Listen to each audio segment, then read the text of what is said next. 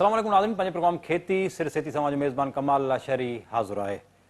नाज़रीन, मौजूदा सूरत हाल में जिथे कणक जी पोखी जे हवाले सां ॻाल्हियूं कयूं पियूं वञनि ऐं कणक जी पोखी ऐं मौजूदा सूरत हाल खे नज़र में रखी करे सिंध हुकूमत पारां उन जे अघु जेको आहे सो उहो वधायो वियो आहे, रखियो वियो आहे। हाणे उहो अघु जेको वधीक रखियो वियो आहे उन खे ॾिसबो त उहो आबादगारनि जे लाइ केतिरे फ़ाइदेमंद साबित थींदो ऐं उहो उन जे हवाले सां पोखी जेका आहे केतिरी बहितर थींदी। पर जेकॾहिं मौजूदा सूरत हाल ते असां नज़र विझूं था त असांखे पोखी टारगेट जेको आहे उहो तमामु घटि नज़र अचे थो त उहो को हासिलु थींदो। उन सां गॾु जॾहिं पोखी टारगेट घटि थींदो त ज़ाहिर पैदावारी हदफ़ जेको आहे उहो पूरो न थी सघंदो, जंहिंजे करे पाणी जी सूरत हाल जेका आहे हिन वक़्तु पूरी सिंध में उहा तमामु घणी ॾुखी ऐं ख़राबु सूरत हाल आहे ऐं पाणी जेको आहे सो हर हंधि नज़र अचे पियो। पाणी जी नेकाल जे हवाले सां जोॻा बंदोबस्त जेके आहिनि उहे न थी सघिया आहिनि। पाणी जी सूरत हाल जेका आहे उहा छॾी वई आहे त पाणी हवा उस जे करे जॾहिं ख़तमु थिए। हाणे जेकॾहिं ॾिसजे त 15 अक्टूबर खां कणक जी पोखी जी मौसम शुरू थींदी त असां वटि ज़मीन केतिरी जेका आहे सा तयारु हूंदी ऐं पोखी थी सघंदी। इन ते ॻाल्हि ॿोल कंदासीं ऐं असां टेलीफोन लाइन ते जेके आहिनि आबादगार अॻवान ऐं उन सां कोशिशि कंदासीं त असां इन हवाले सां लाॻापियल ऑफिसरनि सां पिणु जेको आहे सो राब्तो कयूं त मौजूदा सूरत हाल ते ॻाल्हि ॿोल कयूं त पाणी जी सूरत हाल खे ॾिसी करे कणक जी पोखी केतिरी बहितर थींदी। उन सां गॾोगॾु एग्रीकल्चर सां लाइव स्टॉक पिणु जेको आहे सो उहो केतिरो मुतासिर थियो आहे ऐं लाइव स्टॉक जे हवाले सां कहिड़ा जेके आहिनि से उपाउ खणी सघजनि था, बहितरियूं अची सघनि थियूं, बहितरियूं थी सघनि थियूं, उन ते ॻाल्हि ॿोल कंदासीं। हिन वक़्तु असां टेलीफोन लाइन ते साईं रसूल बख़्श जुड़ेजो साहिबु आहिनि, डायरेक्टर नज़री तोसी सखर। साईं सां ॻाल्हि ॿोल कंदासीं। साईं तमामु इन पोयनि ॾींहंनि में काफ़ी जेके आहिनि से असांखे मुतहरिक नज़र आया ऐं उन सां गॾोगॾु साईं ते पाणी नेकाल जे हवाले सां पिणु जेको आहे हिकिड़ो दफ़ो हमिलो बि थी चुको आहे ऐं साईं पाणी नेकाल जे हवाले सां काफ़ी कोशिशूं वरितियूं। साईं खां पुछंदासीं त उत्तर सिंध में जेका सूरत हाल आहे उहा कहिड़ी आहे, ज़मीनूं केतिरियूं तयारु थी सघंदियूं कणक जी पोखी लाइ? जुड़ेजो साहिबु अस्सलाम वालेकुम। वालेकुम अस्सलाम साईं। जुड़ेजो साहिबु, कीअं पिया ॾिसियो कणक जी सीज़न बिल्कुलु हाणे वेझो अची चुकी आहे ऐं कणक जी पोखी जेका आहे सा केतिरो सम्झो था त जेको टारगेट हूंदो असांजो सिंध जो जेको टारगेट हूंदो आहे पोखी जो केतिरा परसेंट थी सघंदो ऐं अव्हां फील्ड में आयो, फील्ड में वञो पिया, केतिरो ॾिसो था ज़मीनूं जेके आहिनि उहे तयारु थी सघंदियूं ऐं कणक जी पोखी थी सघंदी? वॾी महिरबानी साईं। जेतिरे क़दुरु सर तव्हांजे सवाल जो तालुक़ु आहे त मां सम्झां थो पियो त बाक़ी सिंध जी निस्बत अगरि असां घोटकी सखर ज़िले खे ॾिसूं त हिते जेको आहे उहो बारिश जे पाणी एतिरो घणो नुक़सानु न कयो आहे। इन खां अॻिते जेकॾहिं असां वेंदासीं मिसाल तौरु जेको आहे उहो ख़ैरपुर, नौशहरो, नवाबशाह ऐं सिंधु दरिया जे जेको आहे उहो साॼे पासे ते त मां सम्झां थो पियो त साॼे पासे ते शिकारपुर, जेकबाद, कंबर शहदाद कोट, लाड़काणो, दादू, कश्मोर, कंधकोट, उते जेको आहे उहो तमामु घणो जेका आहे उहा तबाही थी आहे। लेकिन मां सिर्फ़ु इन ॻाल्हि जे करण जो जेको मक़सदु हो उहो सिर्फ़ु इहो हो त जिते तबाही थी आहे हिकु त सूरत हाल जेका आहे उहा आहे, जिते असां सम्झूं पिया त जेको आहे उहो घटि नुक़सानु थियो आहे उते जी बि जेकॾहिं मूंखां पोज़ीशन पुछंदव त मां इहो चवण में हक़ बजानिब हूंदुमि त असां सखर ऐं घोटकीअ में बि कणक जी पोखाई जेका आहे उहा जेको आहे उहो जे तमामु घणी करे वियासीं त 40 सैकड़ो जेको आहे करे सघंदासीं। हाणे 40 सैकड़ो जिथे अव्हां पोज़ीशन बहितर ॿुधायो था पाणी जी, त उते 40 सैकड़ो थींदी? उते थींदी। ऐं जेकॾहिं असां ख़ैरपुर नौशहरे जी ॻाल्हि कयूं त छो त ख़ैरपुर बि जेको आहे उहो मुंहिंजे ई हद में अचे थी पई। ख़ैरपुर में जेको आहे हिन वक़्त ताईं जेका पोज़ीशन आहे त असां वॾी मुश्किल सां जेको आहे उहो 10, 15, 20 सैकड़ो ताईं असां जेका आहे उहा पोखी करे सघंदासीं। ऐं इहो साॻियो सूरत हाल जेका आहे उहा सिंधु दरिया जे जेको आहे उहो साॼे पासे ते आहे ऐं इहा साॻी सूरत हाल जेका आहे नौशहरो फेरोज़ जी आहे, इहा साॻी सूरत हाल जेका आहे उहा तक़रीबन नवाबशाह जी आहे। इन करे मां सम्झां थो पियो त हिकिड़ो त कणक जी पोखीअ में भले असां रेट जेको आहे उहो केतिरो बि मुक़ररु कयूं भली ॻाल्हि आहे, छो त कास्ट ऑफ प्रोडक्शन जेका आहे उहा हारनि जी वधी वई आहे। जेका कणक जी पोखीअ में जेको आहे उहो फीमण ते ख़र्चु या फी एकड़ ते जेको ख़र्चो अचे थो पियो भाणनि जे जेको आहे उहो वधीक क़ीमत जे करे वधी वई आहे। इन करे इहा त भली साइन आहे, लेकिन जेको आहे उहो जेका सूरत हाल असां ॾिसूं था पिया त माण्हुनि जा पोयों फसल जेको आहे उहो तक़रीबन तबाह थी वियो आहे। माशी एतबार खां आबादगार जेको आहे उहो वेहिजी वियो आहे, हुनजो हाल जेको आहे उहो इंतिहाई कसम पुरसी वारो आहे। फूटी जेका आहे उहा असां वटि तबाह थी वई आहे, असां वटि जेको आहे उहो खजी तबाह थी आहे, केलो असां वटि तबाह थियो आहे, सब्जियूं असांजियूं तबाह थियूं आहिनि। इन जे करे जेको आहे उहो नुक़सान ई बर्दाश्त करण जेको आहे हुनजे वस में न आहे।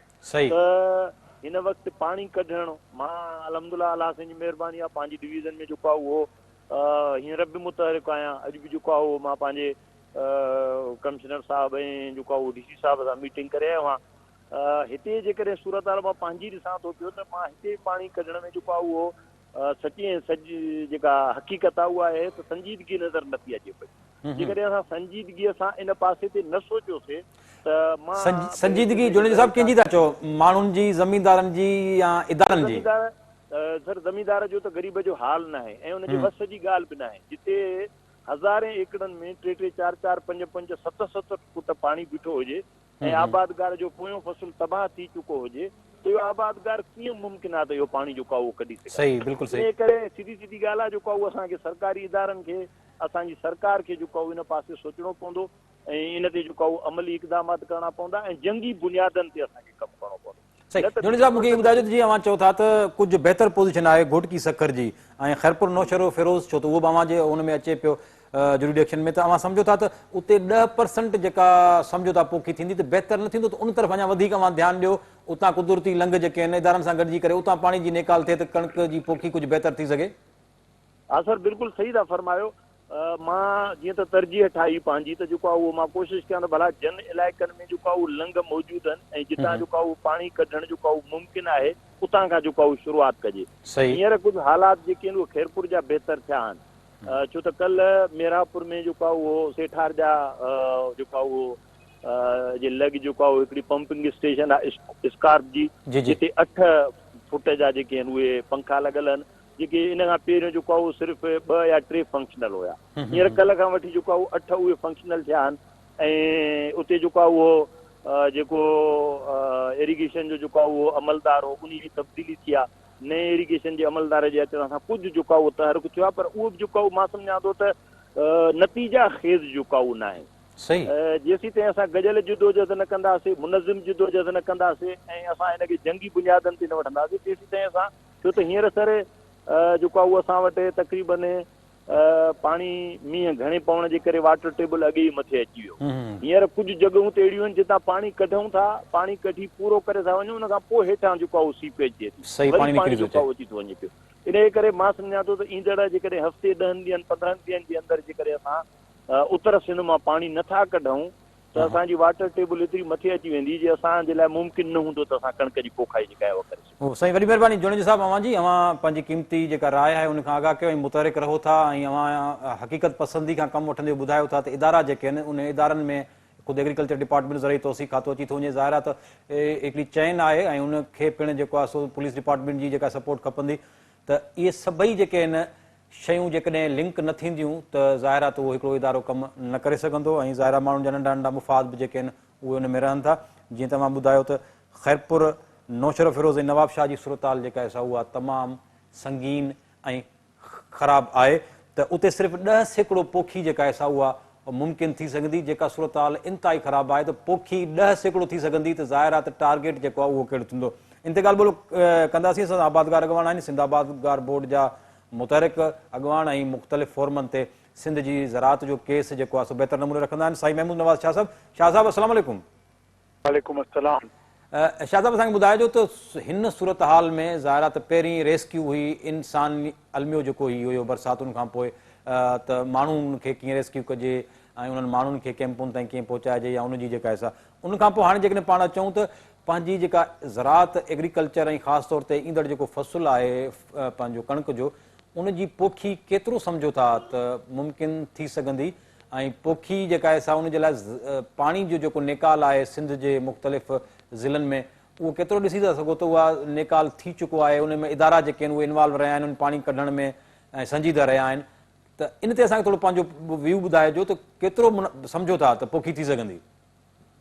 तव्हांजी वॾी महिरबानी साईं। सभिनी खां पहिरीं ॻाल्हि तव्हां थोरी ॻाल्हि पहिरीं कई पिए त जेको एमरजेंसी रिस्पॉन्स आहे ऐं माण्हुनि खे जेको इमीजिएटली बचाइण जो कमु आहे ऐं उहे हाणे तव्हां ॾिसो पिया डिफरेंट क़िस्म जूं रिपोर्टूं अचनि पियूं त उन में को सरकार एतिरो कामयाबु न थी आहे ऐं ज़ाहिर सी ॻाल्हि आहे तमामु वाइड स्प्रेड जाइन ते आहे ऐं उते पहुचण इहे सभु ॻाल्हियुनि में तमामु घणी दिक़त आहे। इन ॻाल्हि खे छॾे था ॾियूं त त इहे सभु शयूं ऐं ॻाल्हियूं छो थियूं। असांखे थोरी ॻाल्हि इहा ज़हन में रखणु खपे जेका 2010 खां पोइ घटि में घटि सिंध आबादगार बोर्ड हिकिड़ी शइ प्रपोज़ कई हुई, असीं वरी प्रपोज़ करियूं था त जेको बि सिंध जो अवाम नास आहे हिन वक़्तु मेजोरिटी हुननि जी तमामु घणी मसइले मसाइल में घेरियल आहे ऐं नॉर्मल सर्कमस्टांसिस में ई रहणु ॾुखियो हूंदो आहे। अहिड़े हालात में जिते तव्हांजे चारो तरफ़ मुल्क ॿुधी वियो आहे त माण्हुनि जा हालात जेके आहिनि से बिल्कुलु ख़राबु आहिनि, अब खां अबतर आहिनि। हाणे इन मां निकिरण जी सूरत हाल सिर्फ़ु हिकिड़ी आहे त उहा का एग्रीकल्चरल या ज़रई एक्टिविटी जेका आहे सा उहा शुरू थी सघे, उहो फीथो फिरी सघे। जॾहिं उहो फीथो फिरंदो त तव्हां ॾिसंदव त इन शइ पाण नॉर्मलाइज़ थी वेंदियूं। हाणे तव्हां जेको सुवाल पुछियो त केतिरे सैकड़े ज़मीन ते पोखी थी सघे थी, असांजो पंहिंजो कुझु जनरली असेसमेंट इहा आहे त ईंदड़ वक़्त में असां वटि पोखी लाइ जेको अञा महीनो सवा ॾेढ बचियो आहे, कणिक लार्जेस्ट ग्रोन क्रॉप आहे, तेली बीज बि आहिनि जेके हिन मौसम में पोखबा आहिनि ऐं कुझु ॿियूं शयूं दाल वग़ैरह बि शायदि पोखे सघिजे थी। त असांजी नज़र में पोइ 40% खनि एरिया अवेलेबल थी सघे थी जंहिं ते पोखी थींदी। जंहिं ते पोखी थींदी उते ज़मींदार ऐं पंहिंजो आबादगार जॾहिं वञी पंहिंजी कोशिशि ऐं काविश कंदो त उनखे प्रॉपर सरकार खे का प्रॉपर इंटरवेंशन न ॾींदी गवर्नमेंट, त हिन वक़्तु हुननि जी अहिड़ी सूरत हाल कान्हे त अॻ ई जेके पैसा हुननि लॻाया न रुगो उहे ज़मीनूं बर्बाद थी वई हलियूं, पर हुननि जा घर ओताकूं जायूं सभु तबाह थियलूं आहिनि। त इन एक्टिविटी खे स्टार्ट करण जे लाइ जेसि ताईं सरकार हिन में एक्टिवली को पार्टिसिपेट ऐं पार्ट प्ले न कंदी त जेको 10-15% फ़सुलु बचियो आहे उहो ऐं नई पोखी करण जेका तमामु घणी डिफिकल्ट थींदी। अच्छा शाह साहब, असांखे ॿुधाइजो त 40% जेकॾहिं पोखी थिए थी, टारगेट ज़ाहिर आहे तो या 40% या अञा घटि थोरो जेको आहे उहो थी सघे थो, त डिपेंड करे थो प्रोडक्शन फी एकड़ जी जेका आहे केतिरी थिए थी। सम्झो था त जेकॾहिं 40% घटि थो थिए त असांजी घुर्ज जेका थिए थी मुल्क जी या सिंध जी जेका घुर्ज थिए थी कणिक जी, उहा एतिरी घटि थींदी त उनखे कीअं मोह ॾींदी हुकूमत, उनखे कीअं संभालींदी? अॻु में ई असां डॉलर जे चकर में ऐं एक्सपोर्ट इम्पोर्ट वारे चकर में जेको आहे सो एतिरियूं थी वियूं। सम्झो था त जेकॾहिं कणिक वारो मसइलो बि हुकूमत जी ॻिची में पवंदो त पोइ असां किथे बीहंदासीं? हुकूमत कीअं मोह ॾींदी उनखे? ॾिसो, हिन वक़्तु बि जेका बैनुल अक़वामी बाज़ार में कणिक जी क़ीमत आहे जेका घटी आहे सा $400 फी टन आहे ऐं इन जो मतिलबु $400 फी टन जो मतिलबु इहो आहे त तव्हांजी कणिक अॼु बि जेका आहे सा 70-80 ऐं 100 रुपए खां मथे जेका आहे सा हिन वक़्तु कणिक बैनुल अक़वामी बाज़ार में हिन वक़्तु अवेलेबल आहे। उहे पैसा तव्हांखे रुपयनि में न आहिनि ॾियणा, उहे पैसा तव्हांखे अॻुवाट में डॉलरनि में जमा कराइणा आहिनि। जॾहिं तव्हां पंहिंजी प्रोडक्शन कंदा आहियो त उन में तव्हांखे पंहिंजो ई रुपयो ॾेई उन में ई तव्हां सॼो कमु कंदा आहियो। हीअ त तव्हां वटि डॉलर ॾियण लाइ कोन्हे को। सो हिन वक़्तु सरकार IMF खां रिलीफ वरितो आहे त जेको ही साल गुज़रे पियो हले पियो उन में चांवर ऐं कपाह जो फ़सुलु अगरि उहो जेको रिड्यूस थींदो त उहो उनजो डेफिसिट जेको आहे सो पंहिंजे बुक्स ऑफ अकाउंट्स में उहो IMF अलाउ कंदी। अलाउ त कंदी, पर उहो जॾहिं असीं कर्ज़ खणी सभु कमु कंदासीं त पोइ अॻियां हली उहे पैसा वरी केरु भरींदो? जेको इहो मसइलो जेको मोह ॾियण जो आहे। तो इन करे तव्हांजे सवाल जो जवाबु इहो आहे त 40% ते ही कणिक न थींदी। असीं चऊं था 40% एरिया अवेलेबल थींदो, उन में कणिक केतिरे ते थींदी इहो वरी हिकु ॿी ॻाल्हि आहे। पर हिन वक़्तु जेको अॻियूं साल आहे जो कणिक जो पाकिस्तान में बहरान ऐं शॉर्टेज जेको आहे सो हिन साल खां बि वधंदो खुटंदो कोन। सही। शाह साहब, इहो थोरो ॿुधाइजो मुख़्तसिर त छा करणु खपे हुकूमत खे फौरी तौर ते जीअं पोखी बि बहितर थी सघे ऐं एग्रीकल्चर जो जेको जीअं फीते फिरण वारी अवां ॻाल्हि कई त उहो फीतो हिकिड़ो फिरी सघे त माण्हू जेके आहिनि हिन ॾुखी सूरत हाल में बि पंहिंजे कुझु पेरनि ते बीहनि। रिलीफ ऐं हुकूमत खे अवां ॾिठो आहे त उहो केसि ताईं पहुती आहे, हिकिड़े राशन जे बाचके जे पोयां केतिरी ख़ल्क जेका बजे थी। सम्झो था त फौरी तौर ते एग्रीकल्चर जे लाइ छा करणु खपे हुकूमत खे जो इहो फीते फिरण वारी जेका ॻाल्हि आहे उहा घटि में घटि कुझु थोरो अॻिते थी पए? हा, हुकूमत ड्यूटी फ्री इम्पोर्ट ऐं कर्ज़ बिज़नेस खे त आराम सां ॾींदी, हू पुठी पंहिंजो ॿाहिरां घुराईंदा ऐं वरी एक्सपोर्ट कंदा, उहो बि ज़रूरी ऐं ठीकु आहे। पर ज़राअत में पैसा ख़र्च करण लाइ हुकूमत तमामु घणो इन ॻाल्हि सम्झ में कान ईंदी करे ख़र्च न करे सघंदा आहिनि। असांजो हिन वक़्तु चवणु इहो आहे पंहिंजे 3-4 क़िस्म जी पोखी अॻियनि 3-4 महीननि में मुमकिन थी सघे थी। उन में सभिनी खां पहिरीं कणिक, 2 नंबर ते तेली बीज, 3 नंबर ते दालूं।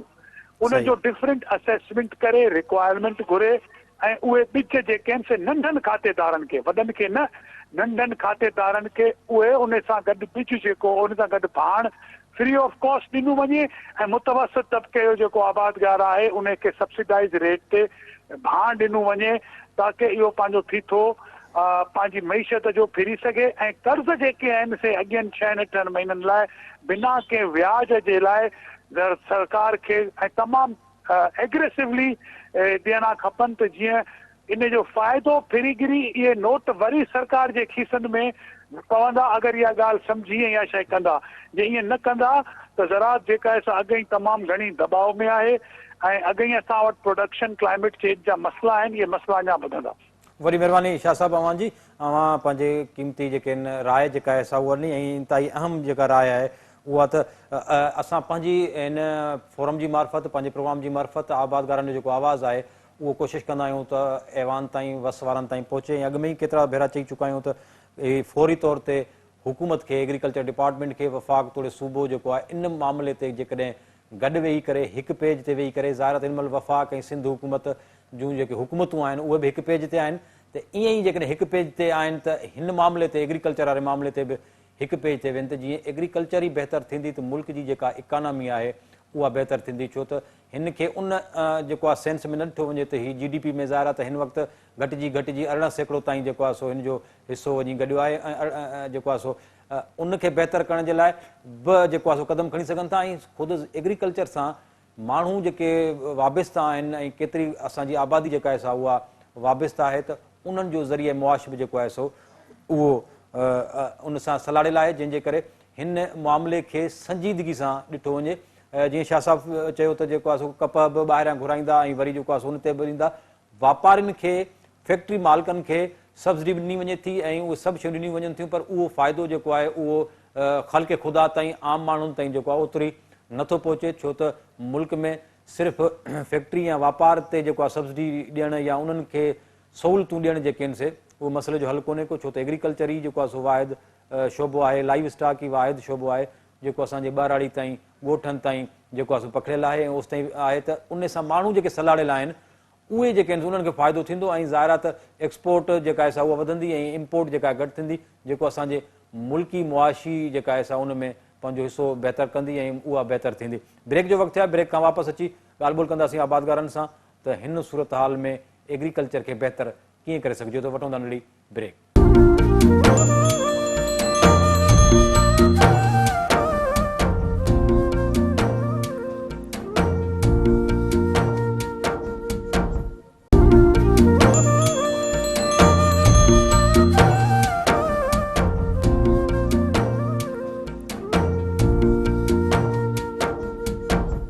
ॿीहर भली कार नाज़रीन, ॻाल्हियुनि जो सिलसिलो जारी रखूं था पंहिंजे प्रोग्राम खेती सिरसेती में। हिन वक़्त खां अॻु में जेका ॻाल्हि ॿोल थी साईं रसूल बख्श साहब जी, हुन सां साईं महमूद नवाज़ शाह साहब जी, त कणिक जी पोखी जेका आहे सा उहा 40% ताईं मुमकिन आहे त उहा थी सघे थी ऐं उन हवाले सां हुकूमत खे कहिड़ा क़दम खणणु खपनि जेके अञा बहितर नमूने सां असां एग्रीकल्चर तरफ़ वञी सघूं था। हिन वक़्तु असां टेलीफोन लाइन ते आबादगार अॻवान आहिनि, जामशोरो सार्क अॻवान आहिनि, राजा हैदर। राजा हैदर, अस्सलाम वालेकुम।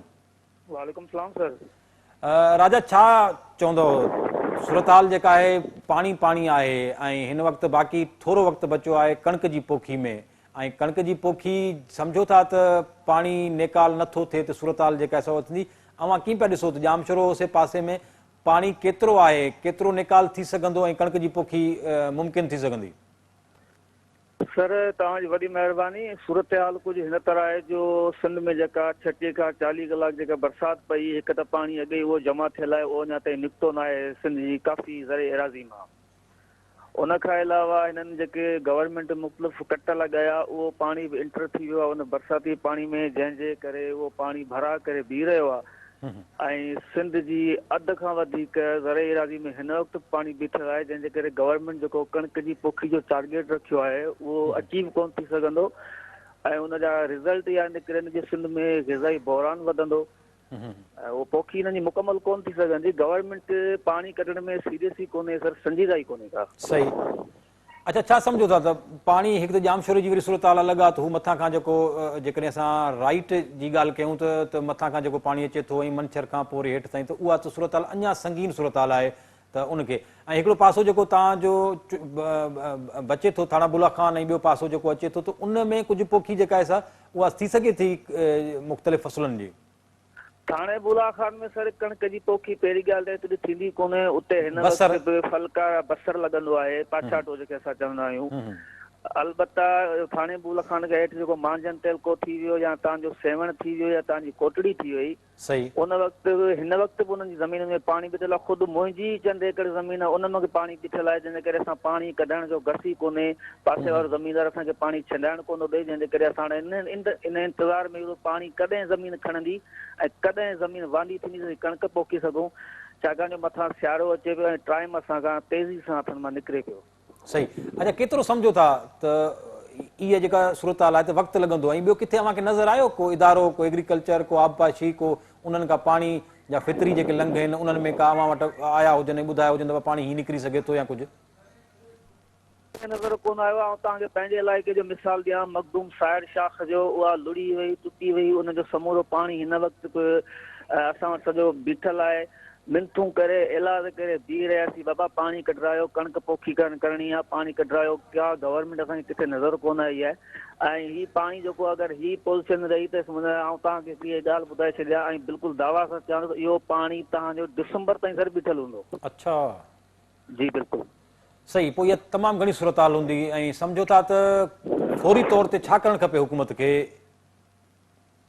सर गवर्नमेंट खे हाणे गवर्नमेंट खे तो कमु आहे पाणी कढाइण। आबादगार पंहिंजी मदद पाण आख़िर केतिरो पाणी कढंदो? हिकिड़ो त का नेकाल जी जॻह कोन्हे का, शाखूं टुटियूं पियूं आहिनि, वाहन अॻे ई को हिननि बंदि करे वेठा आहिनि। ऐं गवर्नमेंट खे असां 2 टे भेरा लिखियो बि हुयो जेको आहे हिननि जो आबपाशी खातो, पर हीअ का तवजह ॾियण लाइ तयारु कोन्हे, संजीदा ई कोन्हे। हाणे हिननि अटे जो रेट रखियो आहे 65 रुपया किलो, कणिक लॻी 100 रुपया किलो। मूंखे ॿुधायो मूंखे 65 रुपया किलो अटो ऐं किथां वठां? वज़ीर आला हाउस में वठां या सिंध असेंबली में वठां? हा, सही।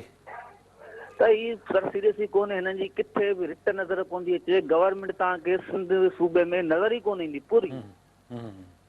सही था चओ राजा। वरी महिरबानी अव्हांजी, तव्हां पंहिंजे इलाइक़े जी ऐं पंहिंजी जेका आहे सूरत हाल जेका आहे उनखां असांखे आगाह कयो त उते सूरत हाल जेका आहे सा उहा तमामु ख़राबु आहे ऐं डिसंबर ताईं पाणी जी जेका निकाली आहे उहा न थी सघंदी ऐं शाखूं वाटर कोर्स वाह जेके आहिनि उहे मुकमल तौर ते तबाह ऐं बर्बादु आहिनि। त उन सूरत हाल में यकीनी तौर ते पाणी जी निकाल जेका आहे सा उहा न निकिरी सघंदी ऐं पाणी जी निकाल हाणे उन राम करम ते आहे त हवाऊं केतिरियूं लॻनि थियूं, उस केतिरी लॻे थी, त उहा जेका आहे सा पाणी उन सूरत हाल में निकिरे, न त ॿी सूरत में जेको आहे सो पाणी जी निकाल जेका आहे सा उहा न थी सघंदी। ऐं ज़ाहिर कणिक जी पोखी त सख़्तु मुतासिर थींदी, पर ॿिया फसल बि जेके आहिनि उहे मुतासिर थींदा ऐं जॾहिं त इन पासे जेको आहे सो बसर ऐं ॿिया फसल जेके आहिनि उहे थी सघनि था। त इहा सूरत हाल आहे। असां हिन वक़्तु टेलीफोन लाइन ते ऐं ऐवान ज़राअत पारां गुज़िरियल ॾींहुं पिणु जेका असां प्रेस रिलीज़ जारी करे उन में चयो वियो त 70% ज़मीनूं जेके आहिनि उहे सिंध जूं उहे पाणी हेठां आहिनि, पाणी निकाल न थी सघियो आहे ऐं 30 लख मैट्रिक टन जेको कणिक जो टारगेट आहे उहो घटि थींदो ऐं उन सूरत हाल में तमामु सूरत हाल जेका आहे सा उहा ख़राबु थींदी। ज़ाहिद बुर्गी साहब जनरल सेक्रेटरी आहिनि ऐवान ज़राअत जा ऐं गुज़िरियल इन पाणी सूरत हाल में बि काफ़ी जेके मुतहरिक रहिया आहिनि पंहिंजे आबादगार तंज़ीम जे हवाले सां। ज़ाहिद साहब अस्सलाम वालेकुम।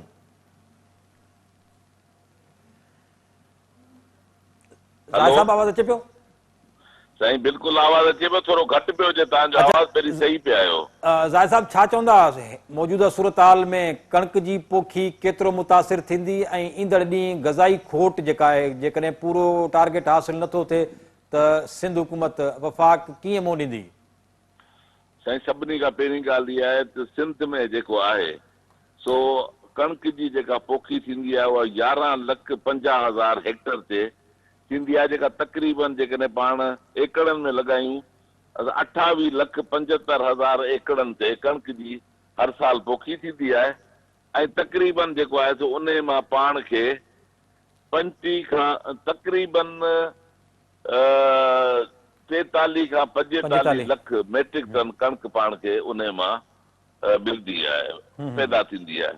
हाणे अॼु जेको आहे सो तव्हां जेकॾहिं गवर्नमेंट जो स्टेटमेंट सिंध जो ॾिसो शकील साहब जो, ऐं उन बि इहो अॼु चयो आहे त सिंध में 30 लख टन मेट्रिक टन कणिक घटि थियण जो इम्कान आहे। हाणे हिते छा आहे जो ॿिनि क़िस्मनि जूं शयूं हलनि पियूं। हिकिड़ी जेका आहे सा ठीकु आहे, हलो पाणी बरसाति सैलाब सिम नालनि LBOD जिसकाणी सिम नाले इन्हनि ॿोड़ियूं बनियूं, ठीकु आहे, उहे हिकिड़ी बनियूं ॿुधियूं। हाणे हिकिड़ा माण्हू जेके आहिनि 70% उहे ॿुधा पिया आहिनि, पर जेके 30% माण्हू आहिनि जिन्हनि जो फसुल बीठो आहे, हाणे उन्हनि जो फसुल बि सुके पियो। सबबु छा आहे, बिछड़ाऊ केनाल खे बासर माण्हुनि जेको आहे सो कट ॾेई छॾियो आहे 49 RD ते, उते जेको आहे सो पाणी ड्रेनेज जो पाणी हले पियो। रोड़ी केनाल खे 10 जाइनि ते कट लॻा पिया आहिनि, उते ड्रेनेज जो पाणी हले पियो। हाणे जेके रोड़ी केनाल आहे या नारा केनाल आहे उन में मिठो पाणी कोन्हे, मिठो पाणी कोन्हे त इहो ड्रेनेज जो कारो पाणी हले पियो, जेको न पोखी जे लाइक़ु आहे, न जेको बीठल फसुल आहे उनखे माण्हू ॾेई सघनि था। त माना ॿिन्ही तरफ़नि खां प्रॉब्लम थिए पियो। न केनालनि जो बुरो हाल आहे, उन्हनि में बि ड्रेनेज केनाल हाणे ड्रेनेज में तब्दील थी विया आहिनि सभु। असांजो जेको ज़ाती अंदाज़ो आहे हिन साल, हाणे पोएं साल तक़रीबन 28,75,000 एकड़नि ते कणिक जी पोखी थी। असां हिन साल जेको आहे सो 10 लख एकड़नि खां मथे कणिक जी पोखी असांखे ॾिसण में कोन थी अचे। ऐं उनजो जेको आहे सो मुंहिंजे ख़्याल वॾे लेवल ते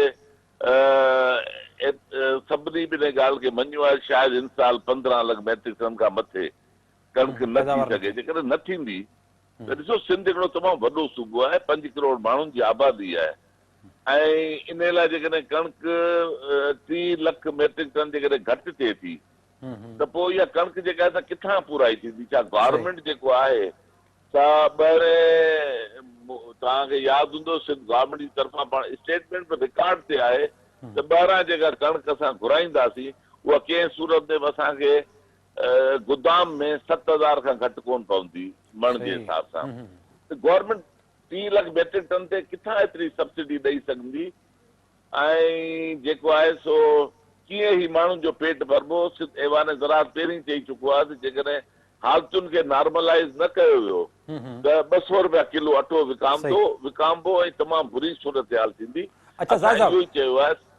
साहिब सम्झो था त ही भला जेके केनालनि खे कट ॾिनल आहिनि, ड्रेनेज जो पाणी किथे निकिरे थो, किथे पाणी बंदि आहे, किथे वाटर कोर्स भॼी टुटी विया आहिनि, किथे शाखूं, इन्हनि जी रिपेयर, इन्हनि जी मरमत, इन्हनि जी बि छा को ॿाहिरि UN खां माण्हू ईंदो या उहे बि फंड्स ईंदा उतां पोइ थींदो? हिननि वटि फंड्स कोन्हनि खे, इहे कम त ही पंहिंजो पाण खातो करे सघे थो न, आपाशी खातो? छा सम्झो था त हुन वटि पैसे जो मसइलो आहे या को ॿियो चकर आहे? साईं, अॼु जेको आहे सो 27 तारीख़ आहे सेप्टेंबर जी। मिठराऊ केनाल ते 49 RD IP side Sanghar sub division ते मिठराऊ केनाल में 20 ॾींहंनि खां कट लॻो पियो आहे ऐं उते हथियार बंदि वेठा आहिनि। इरिगेशन जो डिपार्टमेंट कट नथो बंदि कराए सघे। मूंखे एक्सटीएन मिठराऊ केनाल ॿुधायो त साईं ज़ोरावर माण्हू आहिनि ऐं उहे माण्हू जेके आहिनि से जिन्हनि कट ॾिना आहिनि उहे असांजे ताक़त खां ॿाहिरि आहिनि। असां जेको आहे सो कट बंदि नथा कराए सघूं। तव्हां थोरी देरि खां पोइ आऊं उहो फुटेज बि शेयर कंदुसि जेको मूंखे एक्सटीएन मिठराऊ केनाल ते ॿुधाया आहिनि। हाणे जेकॾहिं हिकिड़ो माण्हू 20 ॾींहंनि खां कट ॾियो वेठो आहे, किनो पाणी जेको आहे उछलाए पियो मिठराऊ केनाल में। यार मिठराऊ केनाल में लखे माण्हू आबादगार आहिनि, किरोड़े माण्हू आहिनि। छा हर माण्हू जेको मिठराऊ केनाल ते आबाद आहे उहो मिनरल वाटर वठी पींदो छा? सही। छा उन वटि मिनरल वाटर ई? उते त कारो पाणी हले पियो मिठराऊ केनाल सॼे में। हाणे हिकिड़े माण्हू जी ज़िद ते सॼो मिठराऊ केनाल में कारो पाणी हले पियो। हाणे जेकॾहिं इहा सूरत हाल हूंदी तव्हां उते कहिड़ी पोखी एक्सपेक्ट कंदव या जेको बीठल फसुल आहे उनखे कीअं तव्हां बचाए सघंदो? हाणे हींअर जेको आहे ऐवान ज़राअत में मूंखे हर पासे खां असांखे टेलीफोन अचनि पिया त साईं हाणे उहो जेको थियो सो थियो, पर असांजो कमनि बीठो आहे, कंहिंजो बसर जा 2 एकड़ बीठा आहिनि, कंहिंजी भाॼी उहे ॼाण सुकनि पिया। पाणी जेकॾहिं ही कारो ॾियूं था उहो ई सड़ी वेंदा हलिया। सही। हाणे इहा सूरत हाल आहे त एरीगेशन चए थी हर शइ में बाबा असां बेवस आहियूं, असांजो बस कोन थो हले। हाणे जेकॾहिं बेवस आहिनि निज़ाम में, जेकॾहिं ऑफिसर भला ऑफिसर बेवस आहिनि हिकिड़े पासे पाणी आहे उहो कढण में बेवस आहिनि पोइ हाणे आऊं ज़ाहिर साहब मुख़्तसिर असांखे ॿुधायो त हुकूमत खे फौरी तौर ते कहिड़ा क़दम खणणु खपनि जंहिंमें कणक जी पोखी बहितर थिए आबादगार जे लाइ बहितर थिए? साहिब पहिरीं ॻाल्हि आहे ॾिसो असां गवर्नमेंट खे ऐवान ज़रा सिंध हमेशह गवर्नमेंट जी सपोर्टिंग हैंड आहे। असां गवर्नमेंट खे हमेशह सुठा मशवरा ॾियूं था। असां गवर्नमेंट खे चाहियूं था गवर्नमेंट असांजे ते हले। असां पहिरीं ॻाल्हि आउं इहो चवंदुसि त गवर्नमेंट जेको आहे सो एग्रीकल्चर, इरिगेशन, वर्क्स, हेल्थ, हिन जा ॿिए जेके बि 32 खाता आहिनि सिंध गवर्नमेंट जा, उन्हनि जे ऑफिसरनि खे डिपोटेशन ते सभिनी खे हींअर घुराए ऐं जंगी बुनियादुनि ते पहिरें नमूने सां त जेके बि कुदरती पाणी जे नेकाल जा लंघ आहिनि जिन्हनि ते कब्ज़ा आहिनि उहे ख़तम कराए। जेकॾहिं गुजर नाले कराची ते 5-5 करोड़ जा बंगला किरी सघनि था, हिते 2-2 झुगियूं बि किरी सघनि थियूं, का एॾी वॾी ॻाल्हि कोन्हे। इहो कुदरती लंघ बहाल कयो। ही LDOD या सिमनाल त हाणे निकिता आहिनि न। इहो कुदरती लंघ त 100 सालनि खां आबाद हो। 100 सालनि खां हितां पाणी निकिरंदो या कोन निकिरंदो? सही राजा, वॾी महिरबानी अव्हां जी, अव्हां क़ीमती वक़्तु ॾिनो ऐं यकीनन फौरी तौर ते इन ॻाल्हि जी ज़रूरत आहे त कुदरती वहकरा जेके आहिनि उहे जेके बंदि कया विया आहिनि उहे बिना कंहिं फ़र्क़ जे उनखे जेको आहे सो उन्हनि खे रस्तो ॾिनो वञे ऐं उहे फौरी तौर ते जेके आहिनि से कया वञे। हुकूमतुनि खे पंहिंजा प्रोजेक्ट पंहिंजूं जेके बि शयूं आहिनि उहे उन बुनियाद ते उन्हनि शयुनि खे नज़र में रखी करे ऐं जेकॾहिं उहे शयूं न थींदियूं त जीअं असां वटि सिंधू दरिया जो ॿुधायो पियो वञे त उन ते जेके 2 पुलूं ठहियूं आहिनि उन्हनि जे करे बि जेको आहे सो फ़र्क़ु अचे पियो त उहे पुलूं बि जेको आहे सो उन ड्रेनेज खे मद्देनज़र रखी करे नर जेके आहिनि से कयूं वियूं आहिनि जंहिंजे करे पाणी खे जेको आहे सो रोक थिए थी ऐं कचे जो इलाइक़ो जेको हद खां वधीक ॿुॾे थो। त अहिड़े हवाले सां जेको आहे सो कुदरती लंघ जेके आहिनि उन्हनि खे नज़र में रखणो पवंदो त हाणे कश्मीर खां जॾहिं बदीन ताईं पाणी हिकु थियो आहे त उन में उन्हनि कुदरती वहकरनि जी बि ख़बर पई हूंदी, उन्हनि में बि सभु शयूं थी हूंदियूं। त हुकूमत खे यकीनन विच में अची इहे मामला जेके आहिनि उहे हल करणु खपनि ऐं उन्हनि ते जेकॾहिं ध्यानु न ॾिनो वेंदो ऐं जेकॾहिं को ॾाढो मुड़ुसु हूंदो ऐं पाणी खे जेकॾहिं रस्तो न ॾिनो वेंदो त यकीनन सूरत हाल जेका आहे उहा ख़राबु थींदी। हिन वक़्तु असां टेलीफोन लाइन ते रईस क़बूल मोहम्मद खटियाण साहिबु आहिनि ऐं पाण चेयरमैन आहिनि left canal area water board जा। साईं खां पुछंदासीं सूरत हाल जेका आहे सा ख़ासि तौर ते उन एरिया में कहिड़ी आहे। कबूल साहिबु अस्सलाम वालेकुम। साईं वालेकुम सलाम। कबूल साहिबु कीअं था सूरत हाल ॾिसो, ख़ासि तौर ते जेकॾहिं बदीन जी ॻाल्हि कजे, ख़ासि तौर ते जेकॾहिं टंडे मोहम्मद ख़ान जी ॻाल्हि कजे त केतिरा % ज़मीन जेका आहे सा ख़ाली थींदी ऐं कणक जी पोखी थी सघंदी?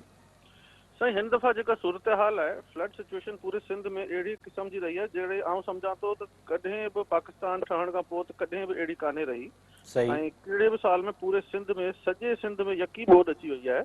ही पहिरें दफ़ा ईअं थियो अथव अहिड़ो साल। हू नॉर्मली थींदो आहे 2-3 डिस्ट्रिक्ट हिकिड़े पासे जा या ॿिए पासे जा रिवर डेल्टा जे थींदा आहिनि, पर ही हिन दफ़ा यको सेम टाइम ते सॼो सिंध तक़रीबन ॿुॾी वियो हलियो ऐं मींहुं तमामु वॾो। तंहिंजे करे आउं सम्झां थो फूड सिक्योरिटी जो मसइलो थी सघे थो हिन साल मुल्क में। छो त जेके स्टॉक में गोदामनि में ऐं ॿाहिरि जेका कणिक पई हुई गवर्नमेंट जी उहा काफ़ी कणिक तव्हां ॾिठी हूंदी, तव्हांजे चैनल वारनि बि काफ़ी जॻह ते शो कयो त उहा ख़राब थी वई आहे काफ़ी जॻह ते असांजी जेका सिंध सूबे जी कणिक आहे जेका। तंहिंजे करे उनजे करे जे नई पोखी जेतिरी बि वधीक न थी सघी त फूड सिक्योरिटी जो प्रॉब्लम बिल्कुलु थी सघे थो। हींअर ई उन ॻाल्हि जे करे सिंध गवर्नमेंट जी तरफ़ां 4000 रुपया अघु तव्हां ॾिठो हूंदो त अनाउंस करे चुका आहियूं। त उन ॻाल्हि ते कुझु तनक़ीद बि थी शहरनि जी तरफ़ां, पर जे माण्हुनि खे इंसेंटिव न ॾिनो वेंदो त पोखी करो त पोइ फूड सिक्योरिटी जो प्रॉब्लम हिन मुल्क में थी सघे थो। तंहिंजे करे कोशिशि गवर्नमेंट जी इहा ई आहे त जल्द खां जल्द ज़मीन जो पाणी ख़ाली थिए ऐं नवंबर जी 1 तारीख़ ते जेको कणिक जी पोखी जो टाइम आहे उन टाइम में पोखी थी सघे। कबूल साहिबु केतिरो सम्झो था त ख़ासि तौर ते जेकॾहिं अव्हां जे एरिया जी ॻाल्हि कजे त केतिरा % कणिक जी पोखी थी सघंदी? साईं हूअं जेका पोखी थींदी उनखे आउं सम्झां थो अधु बि कोन थींदी। अच्छा सही। अंडर वाटर इलाही ज़मीनूं आहिनि ऐं कणिक मूंखे जेका लॻे पई पूरे सिंध में आउं तव्हांखे ॿुधाए सघां थो त पाणी तमामु वॾो अञा ताईं अथव ऐं जंहिंखे अञा 60 ॾींहं या 70 ॾींहं लॻंदा पाणी खे घटि थियण में ऐं निकिरण में। ड्रेनेज जेके आहिनि प्रेजेंटली असांजा हुनजी हिकिड़ी सर्टन कैपेसिटी आहे, उहे त फुल पिया हलनि। तक़रीबन समुंड में पाणी LBOD जो बि फुल पियो किरे, ॿियो मंछर जे थ्रू बि जेको पाणी वञे पियो इंडस रिवर में उहो बि फुल पियो वञे, पर उन ड्रेनेज जी हिकिड़ी कैपेसिटी आहे छंडड़ जे थ्रू बि वञे पियो। जिथे जिथे थी सघे थो पॉसिबल उहो कढूं था पाणी, पर उनखे टाइम ज़रूरु लॻंदो ऐं ख़ाली इलाइक़ा थियण में। पोइ ख़ाली थियण खां पोइ बि उनखे तक़रीबन 20 ॾींहं 25 ॾींहं खपनि त ॿनी सुके ताकी खेड़ी करे सघिजे। न खेड़ी खां बग़ैर कणिक कोन पोखी सघिबी। सही त ही सम्झो था त हिन फसल खां जेकॾहिं पाण अञा अॻे फसल जो जेकॾहिं कयूं त सम्झो था त फूड सिक्योरिटी जो त इशू थींदो ई थींदो, पर जेके आबादगार आहिनि उन्हनि वीचारनि जो जेको कारवार आहे, उन्हनि जो जेको घर जो चुल्हो आहे, उहो पिण जेको सख़्तु मुतासिर थींदो। हींअर कारवार जी पोज़ीशन एॾी ख़राब थी आहे, हिकिड़ो 2 साल पहिरीं कोविड आयो, उन नुक़सान करे तबाह करे छॾियो। वरी हींअर वरी ही फ्लड अची वई, हींअर मस पटे सटे किथां माण्हुनि पोखियूं कयूं हुयूं। ही ॾाढो ॾुखियो कमु आहे। भाण जी रेट्स ऐं प्राइसिस तव्हां ॾिठियूं आहिनि किथे आहिनि। बिल्कुलु DAP कणिक जे लाइ तमामु ज़रूरी हिकिड़ो असांजो आहे इनपुट, ऐं उनजी प्राइस तव्हां ॾिसो अॻे 3 साढा 3 हज़ार रुपया 4 हज़ार रुपया हूंदी कंहिं ज़माने में 2-3 साल अॻे, 3 साल अॻे, वधीक परे जी ॻाल्हि कोन कबी। ऐं हींअर जेका प्राइस आहे उहा 13,000 ऐं 14,000 ते पई टच करे। इहे किथां माण्हू वठी सघंदो ऐं किथां DAP भाण ॾेई सघंदो, तंहिंजे करे ॾाढो ॾुखियो टाइम पियो ॾिसण में अचे अॻियां। सही, कबूल साहब, वॾी महिरबानी अवां जी। ऐं अवां पंहिंजो जेको आहे ख़्यालनि जो इज़हार कयो ऐं पाण ॿुधायो त सूरत हाल जेका आहे उहा बदिलजी उहा सॼी सूरत हाल जी जेकॾहिं असां इन नतीजे ते पहुचूं त असांजा जेके बि समूरा आबादगार जेके अॻुवाण हुया, उन सां गॾोगॾु साईं रसूल बख़्श जुनेजो साहिब जेके डायरेक्टर सखर हुया, त उन्हनि सभिनी जे ॻाल्हियुनि खे जेकॾहिं असां वठूं त 40% पोखी जेका आहे उहा बि मुश्किल जेका आहे उहा नज़र अचे थी। ऐं 40% पोखी जेकॾहिं जेका मुश्किल आहे त जेको टारगेट आहे, हदफ़ हूंदो कणिक जे प्रोडक्शन जो, उहो बि उन 40% या उन खां बि घटि जेको आहे सो हासिलु थींदो। ऐं यकीननि ईंदड़ वक़्तु जेको आहे ख़ासि तौर ते फूड जे हवाले सां, कणिक जे हवाले सां, अटे जे हवाले सां उहो संगीन जेको आहे नज़र अचे थो। इन सूरत उन सां गॾोगॾु जेके जानवर आहिनि ऐं चौपायो माल आहे उहो पिणु मरी चुको आहे, ऐं उन्हनि में विचंदड़ बीमारियूं जेके आहिनि उहे थी चुकियूं आहिनि। त जेको हारी आहे ऐं उहो तबिको जेको ज़मीन सां सलाड़ियल आहे, उनजी सूरत हाल बि जेका आहे सा ॾुखी थींदी। ऐं जेकॾहिं कणिक जी पोखी जेका आहे उहा 40% खां घटि थिए थी, त उहो माण्हू जेको आहे सख़्तु मुतासिर थींदो। ऐं अॻे फसल ताईं आबादगारनि वटि पंहिंजी ज़मीन जी तयारी जा, जीअं कबूल साहब ॿुधायो ऐं ॿियनि आबादगारनि पिणु ॿुधायो, त फौरी तौर ते हुकूमत खे जेके ॿिज आहिनि ऐं भाण आहे, स्प्रे आहिनि, ॿियूं शयूं जेके आहिनि उहे सब्सिडी जेके आहिनि रेट ते ॾिनियूं वञनि, त जीअं पोखी जेका आहे उहा थी सघे। छो त अलाह तला जेको आहे आबादगारनि जो, नंढो आबादगार हुजे या वॾो ज़मीनदार हुजे, उनजो हिन वक़्तु जेको आहे उहो तबाह थी चुको आहे, समूरा फसल तबाह थी चुका आहिनि। हिन वक़्तु अॻे फसल जी तयारी जे लाइ, उनजे ख़र्च जे लाइ जेको आहे आबादगारनि वटि टको बि न बचियो आहे, जंहिं सूरत हाल जेका अञा वधीक ख़राबु आहे। त हुकूमत खे फौरी तौर ते पाणी जे निकाल जे हवाले सां ऐं ॿिया फौरी क़दम जेके आहिनि उहे खणणु खपनि, त जेका पोखी 40% थी बि सघंदी ऐं उहा मुमकिन आहे या अञा घटि थींदी, त उनजे लाइ बि जेको आबादगारनि खे को रिलीफ ॾिनो वञे त बहितर थींदो। प्रोग्राम जो पुॼाणी ते पहुतो, पंहिंजे मेज़बान कमाल लाशरी खे इजाज़त। अला भाई।